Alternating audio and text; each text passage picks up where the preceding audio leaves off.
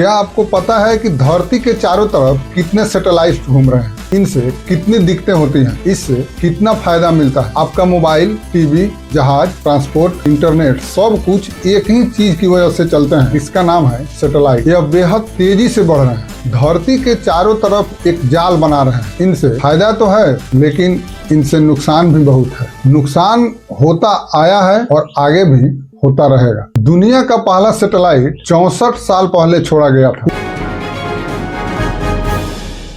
तब से लेकर अब तक धरती के चारों तरफ करीब 7,500 सैटेलाइट मौजूद है, यानी हर साल करीब 117 सैटेलाइट छोड़े गए हैं। आइए समझते हैं इनसे किस तरह का नुकसान हो सकता है। फायदे तो आप जानते ही हैं। यूनिवर्सिटी ऑफ मैसाचुसेट्स में फिजिक्स की प्रोफेसर सुप्रिया चक्रवर्ती ने बताया कि यह बात है साल 1957 की, जब सोवियत यूनियन ने पहला इंसान द्वारा निर्मित सैटेलाइट स्पुतनिक अंतरिक्ष में लॉन्च किया गया था। इसके बाद से साल 2010 तक दुनिया के देशों द्वारा हर साल करीब 10 से 60 सैटेलाइट लॉन्च किए जा रहे थे, लेकिन 2010 के बाद तो जैसे सैटेलाइट की बाढ़ आ गई। और प्रोफेसर सुप्रिया बताती है कि 2010 के बाद 2020 तक धरती की निचली कक्षा में 1300 से ज्यादा सैटेलाइट भेजे गए। सिर्फ 2021 में सितंबर तक 1400 से ज्यादा सैटेलाइट लॉन्च किए गए। कुल मिलाकर इस समय धरती की निचली कक्षा में सितंबर 2021 तक 7,500 से ज्यादा उपग्रह चक्कर काट रहे हैं। यह आंकड़े संयुक्त राष्ट्र के आउटर स्पेस ऑब्जेक्ट्स इंडेक्स में दर्ज है। अगले कुछ दशकों में धरती के निचली कक्षा में सैटेलाइट की मात्रा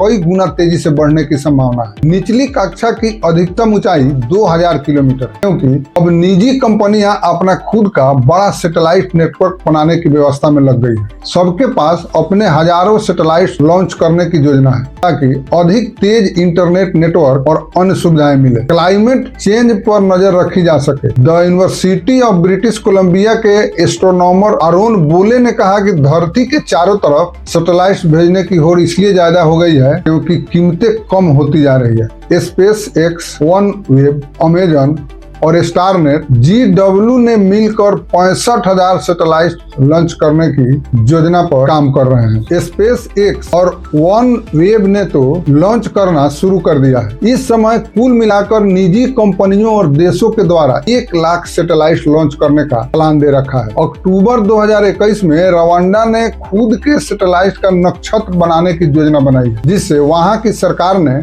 सिनामोन नाम रखा है। ये 3.20 लाख सैटेलाइट छोड़ना चाहते हैं। हालांकि यह बात स्पष्ट नहीं हुई है कि रवांडा का प्रोजेक्ट असल में कब सामने आएगा, लेकिन रवांडा स्पेस एजेंसी ने इस प्रोजेक्ट को शुरू करने की अनुमति अंतर्राष्ट्रीय संस्था से मांगी है। इसकी जानकारी रवांडा की सरकार ने ट्वीट करके दिया भी है। अंतरिक्ष में बढ़ते सैटेलाइट की वजह से ट्रैफिक जाम होगा, आपस में टकराने समेत कई तरह के खतरे होंगे, जिसके बारे में आरोन बोले और उनके साथी वैज्ञानिकों ने मई 2021 में एक रिपोर्ट दी थी, जो साइंटिफिक रिपोर्ट्स नाम के जर्नल में प्रकाशित हुई। आरोन ने कहा कि हमें अंतरिक्ष के लिए ट्रैफिक मैनेजमेंट सिस्टम को अत्याधुनिक बनाना होगा। दूसरी दिक्कत वैज्ञानिकों को होगी, उन्हें सुदूर अंतरिक्ष में नजर रखने के लिए इन सैटेलाइट की परत के उस पार देखना होगा। एक रॉकेट लॉन्च होने के समय 220 से 330 टन कार्बन धरती के वायुमंडल में छोड़ता है, जबकि एक बड़ा कमर्शियल विमान